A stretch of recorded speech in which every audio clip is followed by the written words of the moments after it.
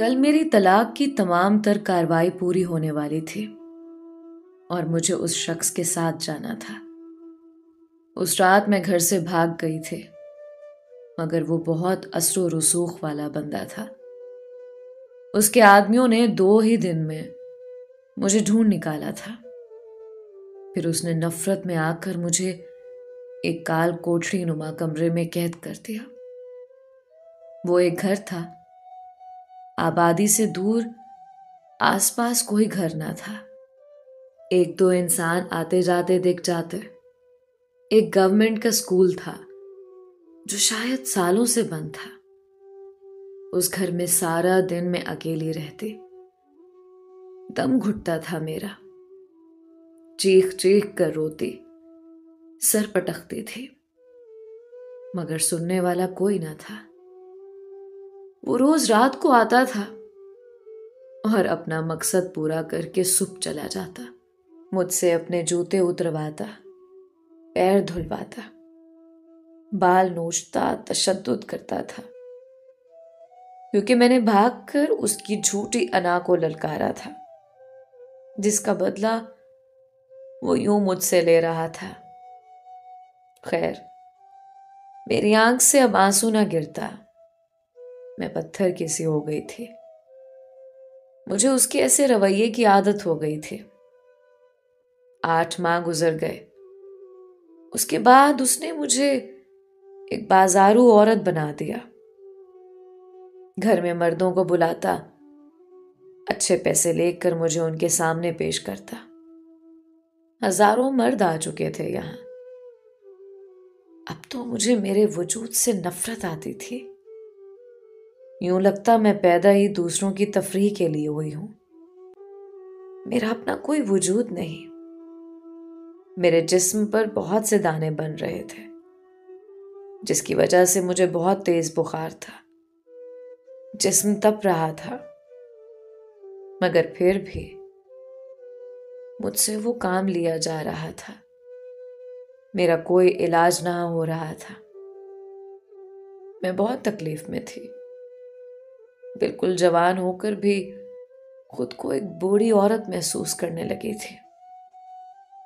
यूं लगता जिस्म तो कब का दरिंदों ने नोच खाया, अब हड्डियां भी गल रही थी। दोपहर का वक्त था। आज असदुल्ला, जिसने मुझे खरीद रखा था, उसने आना था।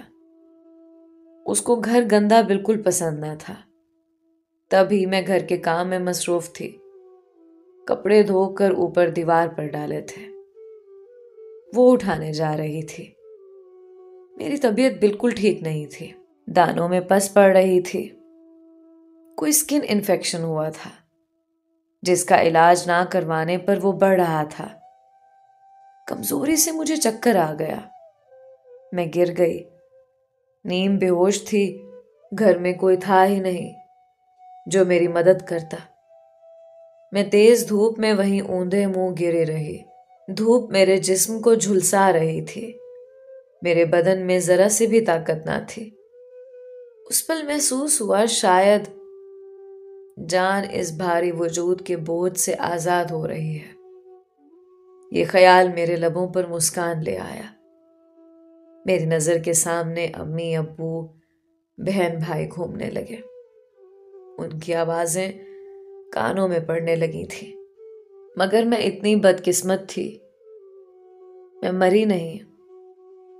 उस दिन भी बच गई थी। जब असदुल्ला को यह लगने लगा कि मैं उसके किसी काम की ना रही, तो उसने अपने एक खास आदमी को यह काम सौंपा कि मुझे किसी वीरान जगह पर ले जाकर कत्ल करते। रात का वक्त था। मैं सो रही थी। बुखार अब भी था कि अचानक शोर से मेरी आंख खुली तो सामने एक शख्स खड़ा था। उसने अपना चेहरा छुपा रखा था और मुझ पर गन तानी हुई थी। फिर मुझे बाजू से पकड़कर वो सहन में ले आया। मुझे घुटनों के बल बिठा दिया। मैंने उसे कोई सवाल ना किया, ना कोई खौफ आया मुझे। मैंने बस अपनी आंखें बंद कर ली। तुम्हें डर नहीं लगा? उसने सवाल किया, जिस पर मैंने नफी में सर को जुम्बिश दी और कहा, तुम तो मेरे मोहसिन हो, जो मुझे इस जहन्नम से निजात देने आ गए हो, वरना ये कमबख्त जान निकल ही नहीं रही। मुझे आराम नहीं आ रहा। मेरी बात पर उसको हैरत का एक झटका जरूर लगा। वो कुछ देर खामोशी से खड़ा रहा, फिर बोला, क्या नाम है तुम्हारा? नीलम। जिस पर वो लड़खड़ा सा गया और 2 कदम पीछे हुआ और गन एक तरफ रखकर रुख फेर कर खड़ा हो गया। मुझे ये बिल्कुल अच्छा ना लगा। मैं चाहती थी जल्दी वो मेरी रूह को आजाद करे। मैं उसके पैर पड़ने लगी कि मुझे मार दे। जब उसने ऐसा ना किया, तब मैंने कांपते हाथों के साथ उसकी गन उठा ली और अपने सर पर रखकर चला दी। मगर उसने बड़ी फुर्ती से गन का रुख ऊपर कर दिया। मुझे ऐसा लगा जैसे मेरे पैरों में जान ना रही हो। मैं रोते रोते उसके कदमों में गिर गई। मेरी सजा को कम कर दो। मुझे मारते क्यों नहीं तुम? मैं अरसे बाद धाड़े मार मार कर रोई थी। उसने मुझे रोने दिया। वो वैसे ही खड़ा रहा, फिर मेरे साथ जमीन पर बैठ गया। हम दोनों की नजर मिली। उसकी आंखें बहुत खूबसूरत थी और पलकें भीगी हुई। कौन हो तुम? उसने पूछा तो यूं लगा बरसों बाद कोई अपना मिला हो। जैसे पता नहीं क्यों ऐसा लगा था मैंने अब बोलना बिल्कुल छोड़ दिया था। मगर उसके एक बार पूछने पर सब कुछ उसे कहती गई। तुम कौन हो? अब मेरा सवाल था, जिस पर वो बोला, एक गुनाहगार। उसकी आंखें नम थी। मैं 21 साल का था। तब कुछ गलत किस्म के दोस्तों की सोबत में बैठकर गलत रविश पर चल पड़ा था। रात को दोस्तों के साथ मिलकर हम लोगों को लूटते थे, मगर किसी की जान लेने का कभी सोचा तक ना था। हम 3 भाई थे। मैं मंझला था। दोनों भाई काबिल और अच्छी नौकरी कर रहे थे। मैं हर वक्त वालिद के कोसने सुनता, मगर करता वही था जो मेरा दिल होता। वालिद साहब को जिस दिन पता चला कि मैं डाके मारता हूं, तो मुझे घर से निकाल दिया था। हमारी गांव में जमीनें थीं, लेकिन ताया मेरा हमारे हिस्से की भी कब्जा करना चाहता था। मुझे उसकी बेटी से मोहब्बत थी। कुछ अरसे बाद मेरे वालिद ने मुझे लालच दिया कि उसे मेरी शादी करवाएंगे अगर मैं ये काम छोड़ दूं। मैंने हामी भर ली। फिर मेरी शादी हो गई। तब मैं 23 साल का था। दिन हंसी खुशी गुजर रहे थे। मैंने हर बुरा फेल तर्क कर दिया था और एक नौकरी करने लगा था। मेरी दुनिया बस नीलम ही थी। हाँ, उसका नाम नीलम था। जब तक उसका चेहरा ना देख लेता, मेरा दिन ना गुजरता था। जान बसती थी उसमें मेरी। फिर जमीन पर हमारे झगड़े बढ़ने लगे। ताया नाहक हमारी भी जमीन पर कब्जा चाहता था। बात अदालत तक पहुंच गई। एक दिन ताया हमारे घर आकर जबरदस्ती नीलम को लेकर गए। मैं तब घर पर ना था, वरना मेरे रहते ये मुमकिन ना था। अदालत का फैसला ताया को यकीन था कि हमारे हक में होगा। तब ताया ने बड़ी चालाकी से नीलम को ले जाने के अगले ही दिन फोन करके कहा कि मेरे वालिद आकर नीलम को ले जाएं। वो गांव गए थे तो ताया ने वालिद साहब पर गोलियां चलवाकर उनको जान से मार डाला। साथ ही उनके खेत में काम करने वाले एक किसान की बेटी, जो उनकी हवेली की मुलाजिमा थी, उसको भी मार डाला और उस कत्ल को गैरत के नाम पर कत्ल करार दे दिया। अबू की मैयत जब घर आई, मातम मच गया, सब रोने पीटने लगे, पर मैंने उस दिन एक आंसू भी ना बहाया। वालिद की तदफीन के बाद ताया ने अम्मी को फोन करके धमकी दी कि सारी जमीन मेरे नाम कर दो, वरना अपने बेटों से भी हाथ धो बैठोगी। मां ये सुनकर पीछे हट गई। तमाम जमीन जायदाद उसके नाम कर दे और हमसे कहा कि हम ये शहर छोड़कर चलते हैं। मेरे भाइयों ने मां की बात से इक्तफा किया, मगर मैं अपने बाप की जिल्लत भरी मौत नहीं भूल सकता था। पुलिस की मदद ली, मगर किसी ने कोई मदद ना की। हर तरह की कोशिश के बाद जब मुझे कोई रास्ता ना दिखा, तो मैंने सर पर कफन बांधकर एक बार फिर गन उठा ली और ठान लिया दुश्मन को मार कर मरूंगा। वालिद और ताया दो ही भाई थे। ताया के दो बेटे और थे। मैंने उन सबको जान से मार देने का फैसला किया और रात के वक्त ताया के घर में घुसकर ताया के बेटों को कुल्हाड़ी की मदद से मौत के घाट उतारा। फिर ताया मेरा निशाना था। मैंने गोली चलाई। वो लम्हा मेरी जिंदगी का सबसे अजियत भरा था। बीच में नीलम आ गई और मैंने अपने ही हाथों से अपनी जान को मार डाला। वो अकेली ना थी, बल्कि उसके वजूद में एक नन्ही जान और भी थी, मेरा बच्चा। मैंने अपना बच्चा अपने हाथों से खो दिया। ये दर्द वही जानता है जिसने अपनी औलाद खोई हो।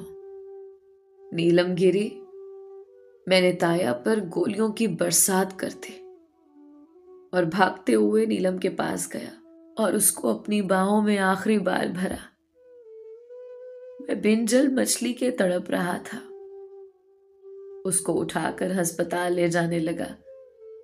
मैं जानता था अब वो मुझसे नफरत करेगी, मगर मैं उसकी जिंदगी बचाने के लिए हर हद से गुजर सकता था। 2 कदम चलते ही वो मुझे हमेशा के लिए छोड़कर चले गई।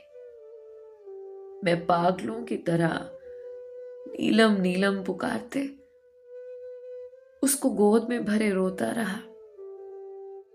आज टूटा था वो आंसू का सैलाब। ये गम मेरे आसाब पर भारी पड़ रहा था। उस दिन मेरी दुनिया बेरंग हो गई थी, जिसमें अब मरते दम तक रंग नहीं भरेंगे। ताया और उसके बेटों की मौत के बाद सारी जमीन जायदाद मेरे भाइयों को मिल चुकी थी। पुलिस मुझे पकड़ कर ले गई। मुझे सजाए मौत दी जाने वाली थी कि असद साहब ने मुझे आजाद करवा दिया। ये एक बड़े पैमाने पर जराइम पेशा इंसान है। पुलिस इनके हाथ में है। मुझे वो कैसे जानता था और उसने मुझे क्यों छुड़वाया, ये मैं आज तक नहीं जान सका। मगर उसके बाद से लेकर अब तक मैं असद साहब के लिए काम कर रहा हूं। हजारों कत्ल कर चुका हूं। अब जिंदगी का बस यही मकसद है। घर वाले कता ताल्लुक कर चुके हैं। उसने मेरी जान क्यों बख्श दी, मैं ना समझ सकी। शायद मेरे नाम की वजह से। चलो, उसने अचानक मेरी कलाई पकड़ी और बोला, मगर कहां? उसने जवाब ना दिया और मुझे पकड़कर बाहर ले आया, जहां उसकी गाड़ी खड़ी थी। मुझे गाड़ी में बिठाकर उसने गाड़ी चला दी।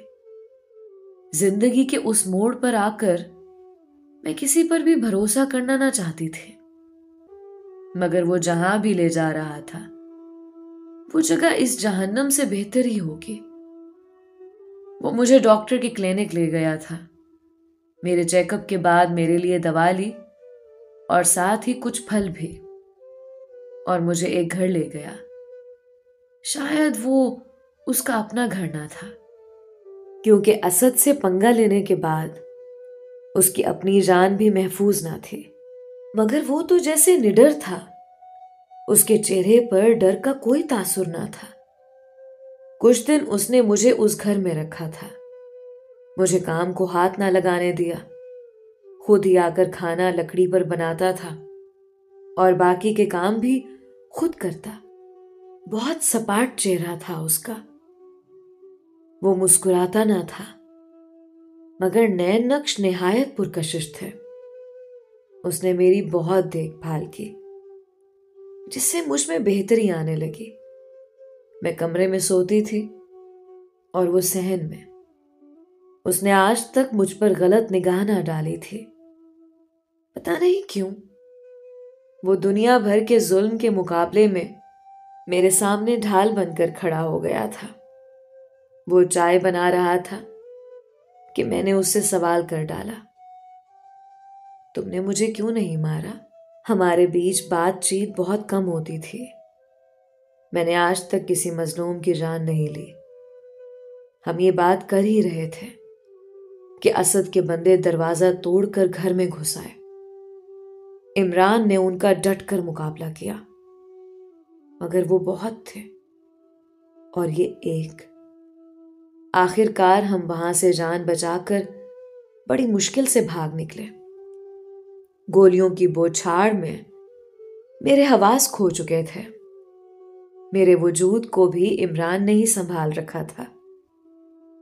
उसके बाजू में गोली लगी थी, फिर भी वो बड़ी तेजी से गाड़ी कच्चे में दौड़ा रहा था। हम एक ढाबे बना होटल में रहे थे। उस रात वो बहुत तकलीफ में था, अपना बाजू पकड़कर तड़प रहा था बुरी तरह से।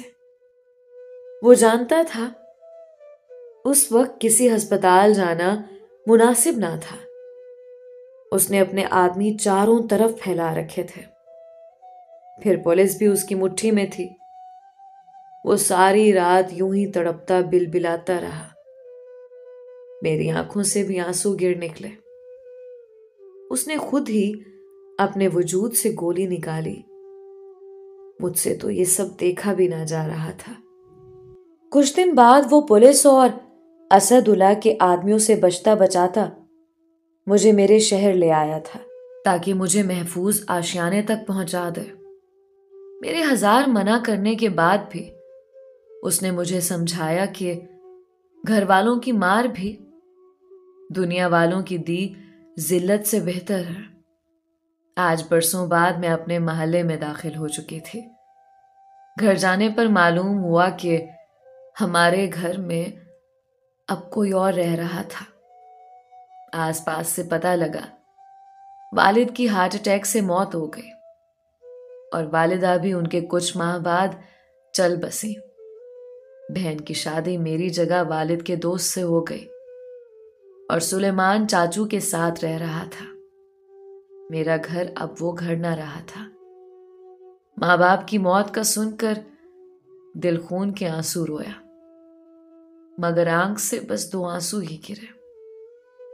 अब मैं पूरी तरह इमरान के रहमो करम पर आ गई थी। जीने की कोई चाह बाकी ना थी। इमरान मुझे उस शहर से दूर अपने गांव ले गया। उसकी और मेरी जिंदगी मुसाफिरों की तरह थी। हम ऐसे सफर पर थे जिसमें बस कांटे ही थे और मंजिल की कोई उम्मीद नहीं। मैं नहीं जानती थी हम कहाँ जा रहे हैं। वो कब्रिस्तान था। इमरान अंदर गया और नीलम की कब्र पर दुआ की। अब हम फिर से एक रास्ते पर थे। कब तक मेरा बोझ यूं अपने कंधों पर लाद कर घूमोगे? मत करो ऐसा। मेरी वजह से असदुल्ला खान तुम्हारी जान ले लेगा। कब तक मुझे अपने साथ घसीटोगे? बस कुछ दिन और, वो बोला। और फिर गाड़ी में एक तल्ख खामोशी छा गई। मुझे लगा उसका कोई मफाद है मुझसे, जिसके पूरा होने के बाद ये मुझे फिर से बेसहारा कर जाएगा। यानी अब कुछ दिन वो मेरे साथ था। गाड़ी एक घर के सामने रुकी थी और इमरान उतर गया। मैं भी उसके साथ हो ली। वो यहां सबसे पंजाबी में बात कर रहा था। वो लोग उससे बड़े खुलूस से मिल रहे थे। इमरान ने उनको बताया कि मैं उसकी बीवी हूं। ये सुनकर मुझे अजब सा लगा, मगर मैं चुप रही, क्योंकि मैं जानती थी उसमें भी इमरान की कोई मसलहत होगी। वो हर कदम सोच समझ कर उठाता था। तभी अब तक हम असदुल्ला खान से बचे हुए थे। फिर हम उस घर में ठहर गए, खाना खाया, लस्सी वगैरह पी। हम दोनों को एक कमरा दे दिया गया। रात काफी हो चुकी थी। वैसे भी गांव वाले जल्दी सो जाया करते थे। इमरान ने कमरे का दरवाजा अच्छे से बंद कर दिया और अपनी शर्ट उतार दी। मेरी उम्मीद एक बार फिर टूटने वाली थी कि हकीकत ने मुझे शर्मिंदा कर डाला। कमरे में कोयले जल रहे थे। इमरान ने एक छुरी को गर्म किया और अपने उस जख्म में डालकर नोच डाला। वो गोली का जहर खत्म कर रहा था। मैंने देखा उसका जख्म काफी गहरा था। कुछ देर ये करने के बाद वो पूरी तरह पसीने से भीग गया, जबकि बाहर बहुत ठंड थी। वो दीवार से लगकर हाँफ रहा था। तकलीफ से उसका चेहरा सुर्ख था। वो आंखें बंद किए ही बैठा था। मैं उठी और अपने दुपट्टे का कुछ हिस्सा फाड़कर उसके बाजू पर बांध दिया। उसने चौंक कर आंखें खोली, जैसे उसको आदत ना रही थी किसी की केयर की, किसी की अपनायत की। वो हैरत से मेरा चेहरा देख रहा था। मुझे उस पल वो कोई पेशावराना कातिल नहीं, बल्कि एक मासूम बच्चे की तरह लग रहा था, जो प्यार का भूखा हो। अपनी बड़ी बड़ी आंखें फैलाए मुझे तक रहा था। मैं बिना कुछ बोले अपनी जगह से उठकर वापस आ गई। वो भी चारपाई पर लेट गया। अपना चेहरा उसने बाजू से छुपा रखा था।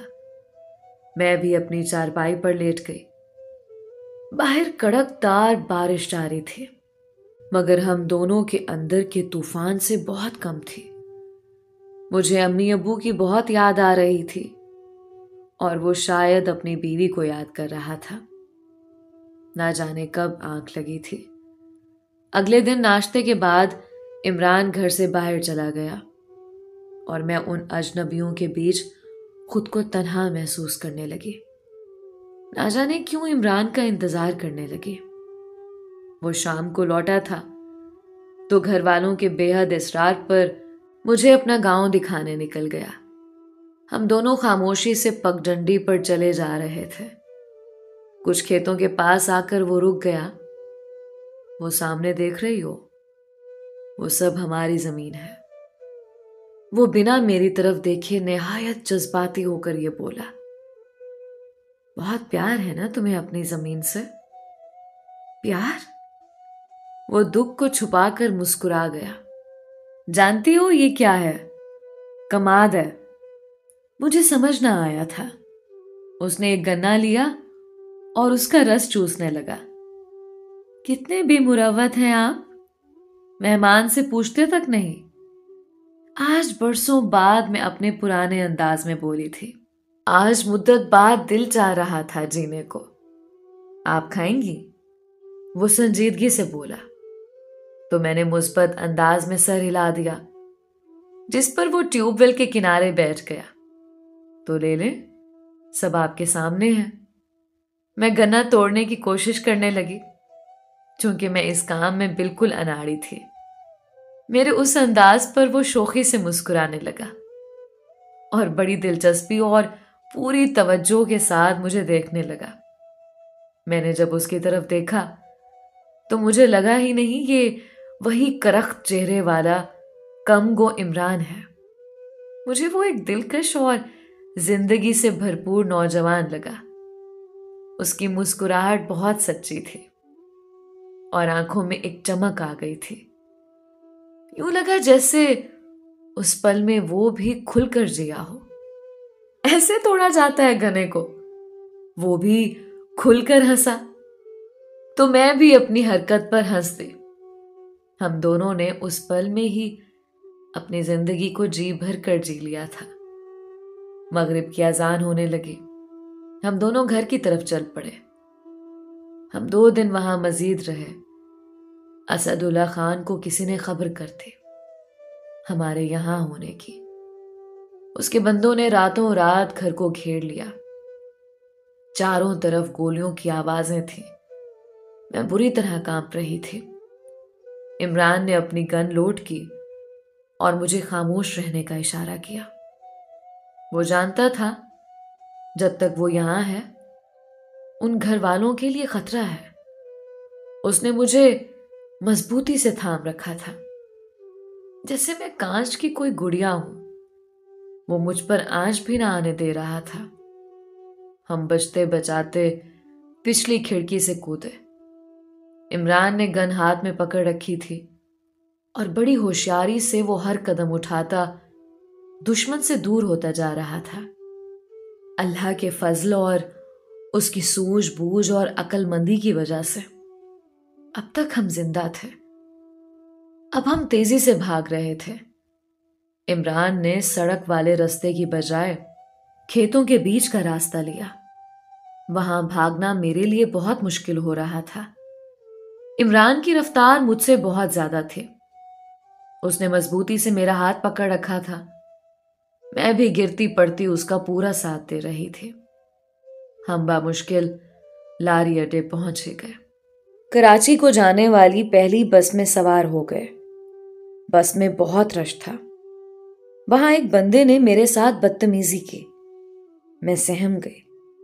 यूं लगा जैसे पिछले जख्म उधर से गए हों। मैं चुप रही मगर इमरान ने देख लिया था। उसने बंदे का गिरेबान पकड़ लिया। क्यों, औरत की इज्जत करना सिखाऊं? इमरान बोला।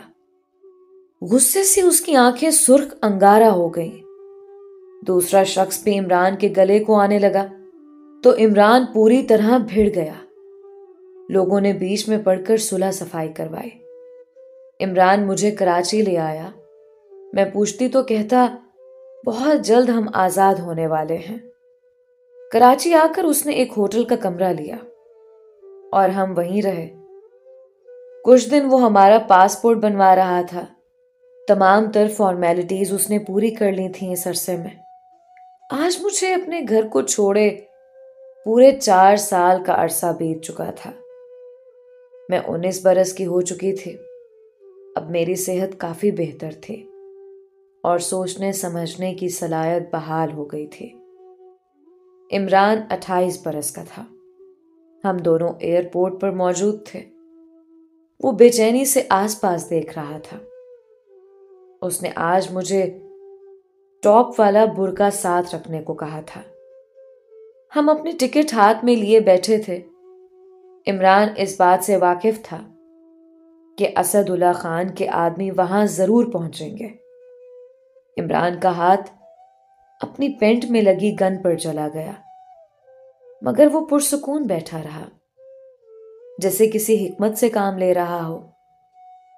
उसके साथ कुछ दिन गुजार कर मुझे अंदाजा हो गया था वो बहुत ज़हीन और तेज दिमाग का मालिक था। सुनो नीलम, ये रहा तुम्हारा पासपोर्ट और टिकट। दुबई एयरपोर्ट से तुम्हें खुद कोई लेने आ जाएगा। मेरा पुराना जानने वाला है, शरीफ और काबिल एतमाद बंदा है। वो वहां तुम्हें कोई छोटी मोटी मगर इज्जतदार नौकरी दिलवा देगा। अब तुम ये बुर्का जल्दी सर पर डालो और जाओ। सामने जो औरतें बैठी हैं उनके पास जाके बैठ जाओ। वो लोग तुम्हें नहीं पहचान सकेंगे। जल्दी जाओ, इससे पहले वो मेरे साथ तुम्हें देख लें। उसके अल्फाज मुझ पर बिजली गिरा गए। और तुम, इमरान? मैंने पहली बार उसको नाम से पुकारा था। मेरी आवाज लरज रही थी और आंखें हैरत से फैली थी। देर मत करो और अपनी मंजिल का रुख करो, वो परेशानी से बोला। मगर तुम तो कहते थे हम दोनों अपनी मंजिल को पहुंचेंगे। हाँ, मेरी मंजिल यही है। ठहर जाना ही मेरी मंजिल है। मैं बहुत थक चुका हूं यूं भागते भागते। अब वैसे भी नीलम के बगैर मैं कुछ नहीं। और आज तुम्हें तुम्हारी मंजिल देखकर मैंने अपनी गुनाहों से भरी जिंदगी में एक इत्मीनान पा लिया है। मरने से पहले उसके आखिरी अल्फाज उसने बेहद इत्मीनान के साथ अदा किया और गन निकाल कर खड़ा हो गया। तुम जाओ नीलम, जल्दी। उनको तुम्हारी ही तलाश है। भागो। मेरी मेहनत को, कोशिश को जाया मत होने देना। मेरा मकसद पूरा करो। भागो नीलम। मैं उठकर सामने बैठी औरतों के साथ जा बैठी। मैंने बुर्का ओढ़ रखा था। उन्होंने इमरान को जैसे ही देखा, जंगली जानवर की तरह उस पर लपके और धड़ाधड़ उसके जिस्म में 20 गोलियां पेवस्त कर डाली। आसपास लोगों में भगदड़ मच गई। इमरान के हाथों भी उनके 3 बंदों की जान गई थी। इमरान घुटनों के बल गिरकर अपनी मंजिल से जा मिला। यह मंजर मेरे लिए बहुत कर्बनाक था। जिंदगी जैसे गिन गिन के मुझसे बदले ले रही हो। मैं बस चुपचाप बैठी आंसू बहाते रही। मैं आज 25 बरस की हो चुकी हूं और दुबई में एक होटल में बतौर कुक काम करती हूं और एक इज्जत वाली जिंदगी जी रही हूं। अब तूफान थम चुका है और जिंदगी पुरसुकून है, मगर गुजरे दिनों की यादें बची कुची जिंदगी से ज्यादा तवील है। दोस्तों, ये थी नीलम की दास्तान। अपनी राय का इजहार कमेंट्स में जरूर किया करें। मिलते हैं एक नई कहानी के साथ। तब तक के लिए अपना और अपनों का बहुत ख्याल रखें। अलीजा कमल को इजाजत दीजिए। अल्लाह आपका हामी और नासिर रहे।